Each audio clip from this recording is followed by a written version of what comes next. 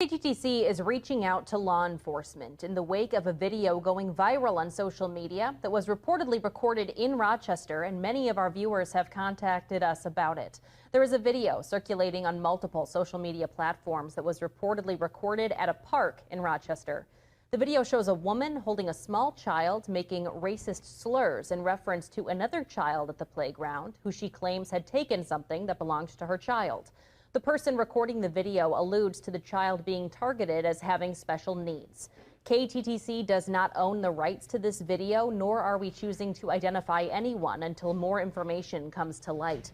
We can now confirm Rochester police have received multiple calls about the video and are actively looking into the matter.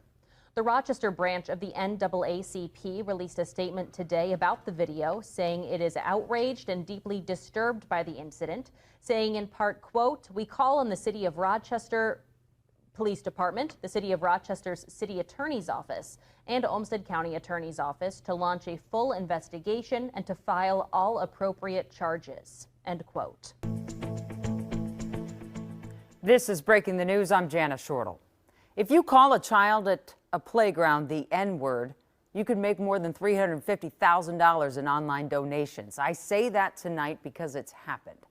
A woman in Rochester, Minnesota, repeatedly called a man and a child the N-word on video at a playground, and in the days since has raised money for her cause to find safety from those who believe her racist slurs are an outrage. While the entire video of what happened on the playground is easy to find online, I'm just going to share a small segment here that blurs the face of a child the woman is carrying and censors the slur she is saying. Okay. All right, that's what you say. You know, that's a hate speech, and you can be recorded for that. I don't give a Huh. How this happened isn't as important as the fact that it did. But the alleged tirade comes after a woman. That woman says the little boy she was calling the N-word took something from her diaper bag. That boy, according to social media posts, is about 5 years old. Rochester police told me this afternoon they're aware of the video and the situation. They're actively looking into this. The city's mayor told me she is deeply disturbed by this, and she's hurting for the child and his family and the entire community, who is understandably very angry and is struggling. And as far as that woman, fundraising off of her own racist tirade, she is getting donations from people who are naming themselves things like Dylan Roof. Dylan Roof is the name of the white supremacist who murdered 9 black people at a South Carolina church in 2015. Be right back. Recently, the anti-woke, anti-communist activist James Lindsay put out a post on X stating, "Gen Z has no idea that back in the 90s, basically everyone just got along more or less, like with race and stuff. It's really bad that they don't know firsthand that was possible, and worse, they got brainwashed by Marxists at school to believe it's impossible." Now, I don't know if James slept through the O.J. Simpson trial or the Rodney King riots of the 90s, and all of the movies and TV shows that painted the racist white guy as the bad guy.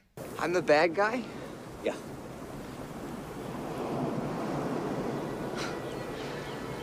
How'd that happen? Well, this country's becoming a haven for criminals, so what do you expect? I did everything they told me to. You know, decent, hardworking Americans like my dad are getting rubbed out by social parasites. These feelings of white racial grievance and rejection of social coercion are not new. These feelings were a lot easier to subdue in an America that was a lot visibly whiter and also a lot wealthier. And now that those days seem to be firmly behind us, we arrive at our newest flashpoint. A young woman by the name of Shiloh Hendrix has become the unwitting Joan of Park, as they're calling her. She is now the symbol of what is almost looking like a sort of white racial crusade beginning to form in America. There are a lot of opinions about this within white America itself.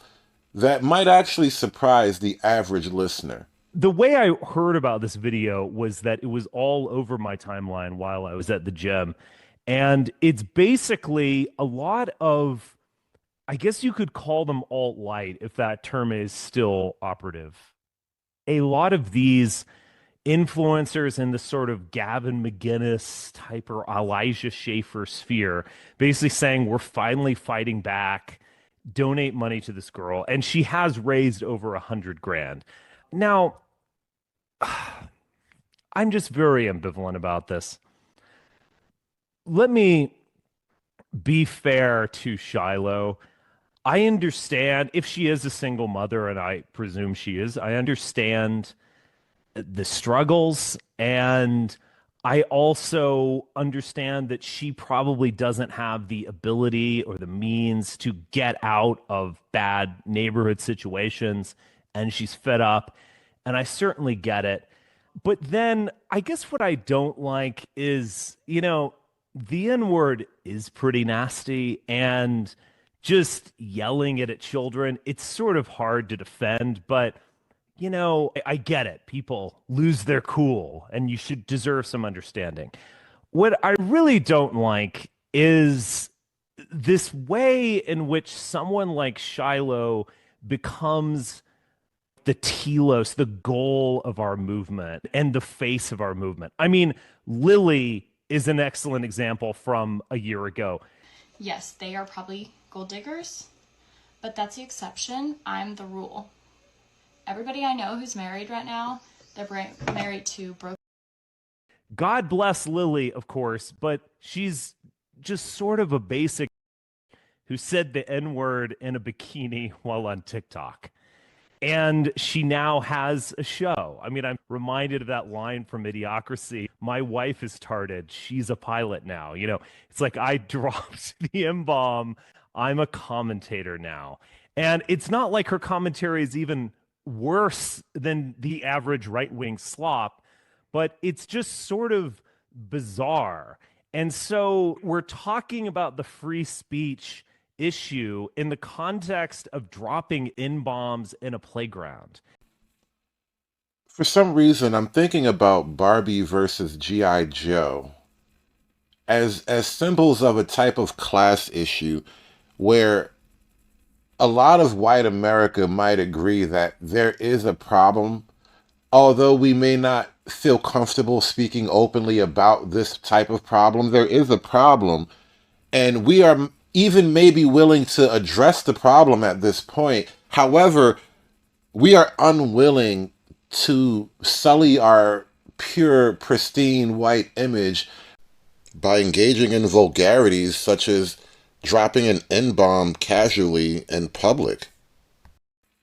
At the same time, you have a lot of people in white America who are otherwise well-meaning, but nonetheless visibly frustrated and frankly aggravated at the unfairness and the one-sided social pressure scheme that we all seem to be living under, where it's completely acceptable for white America to just absorb all manner of purely racial abuse and attack and be unwilling or unable even to return even the slightest racial harm. There's a mom, Shiloh Hendrix, going viral on the internet right now. She told a kid who, by the way, when you actually look at the picture, the kid is like pretty decent sized child. He was rummaging through her bag and stealing her children's, I guess, toys or whatever out of her bag. She tells him to off, essentially, which when you look at the video, the guy filming the video, he's a Somali, Hassan, whatever. He's actually, he's going to court in a little bit for an underage girl after offering her a place to stay. So that's your great people. And this is just like, this is whites having enough of it. We're sick of being bullied in our own country. You have this guy, he's not even from here. He's got a fucking accent. He's a convicted pedophile in a playground in a park. So what are you doing there anyway? Flash news to everybody. If investigations are happening on a serious crime which I was being accused of, was in the past, that I've insulted somebody, assaulted, I should say, in the English terminology, which has been proven that I have never done anything wrong, and the case was dismissed. Why am I guilty of something in a court of law dismissed? Tell me, why am I? I'm getting death threats. Why? This is America. He's swarming the streets, and now he's trying to get her life ruined. He's like, oh, this is hate speech. There will be consequences. I'm sorry, this is America. You have free speech in this country. So go and support her. She's got like a Gifts and Go up. But this is great. This is white people finally being fed up with this shit. And the fact that we have brown people trying to take away white people's rights in a white country when we have the Constitution and freedom of speech, and they come from their countries where you can be locked up for hate speech. So now we've created a situation where a lot of white people genuinely feel they're under a racial, hostile attack from black people, and they want to know what to do about it.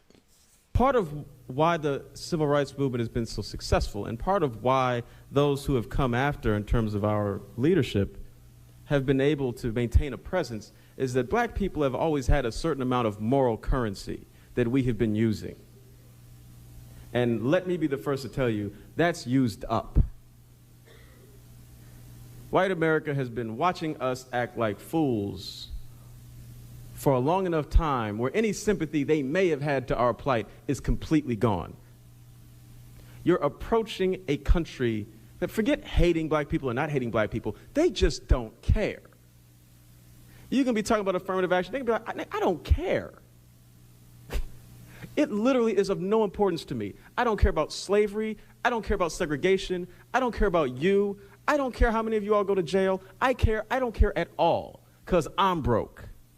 And the moral currency that the black community in America built up because of the history of slavery was a powerful thing. I think actually there are moral questions about the general ethical norms of this community that really are worth digging into. 4 African Americans beating and tormenting a mentally disabled white man, despicable and terrible. See, y'all can gaslight white folks all you want, but I know that y'all be calling y'all's kids worser names. I know that's not the meanest name that kid's been called probably this week. I know that word doesn't have the power it used to have. I know that y'all just do this to play victim. I know that boy's parents wasn't there, and that tells me everything I need to know about being a present parent. Y'all can act all offended and all this hurt. John, I can't believe you have the same stance of all this shit. No, because I know y'all just want a race war, and I know y'all won't win it. And what I also know is that this is selective outrage. How are you more mad about a word than you are a boy taking another boy's life? I know. Lack of accountability. So, you know about that Shiloh, right? She was able to raise nearly $500,000. At the time that I'm recording this anyway, nearly $500,000. I probably made it worse for myself. By going to the actual page and looking up what people were the comments that they were leaving when they were donating to her.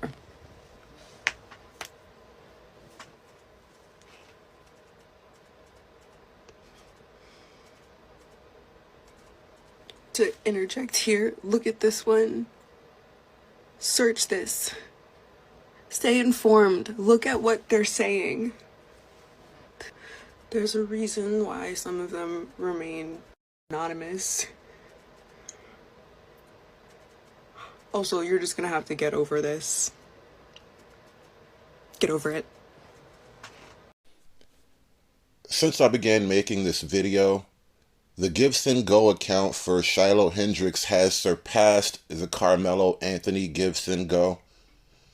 And it appears that white America, much like black America, is beginning to accept the benefits of racial solidarity, no matter the cause. For better or worse, and this is how we wind up in this moment. And frankly, I feel as though white America has been forced into this moment. If they are to become the racists that we've always been accusing them of being, it will be purely out of self-defense and preservation at this point. If you follow the Carmelo Anthony Gibson Go scandal, and it is a scandal because when you read the comments on this account, most of the black people donating to Carmelo Anthony were donating in the spirit of F Whitey, kill Whitey, Whitey must go, Whitey deserved it, Whitey had it coming. And this sentiment has been hidden for a long time. Every now and then it bubbles up to the surface, and we have, frankly, a news media embargo on the most horrific black on white crimes, and white people are looking at this and they're asking themselves, is it time for us to unite the white? So where do you guys think we go from here? Leave a comment, tell me what you think. Is there any way forward from this position? Thanks for watching. Hit the like button, guys.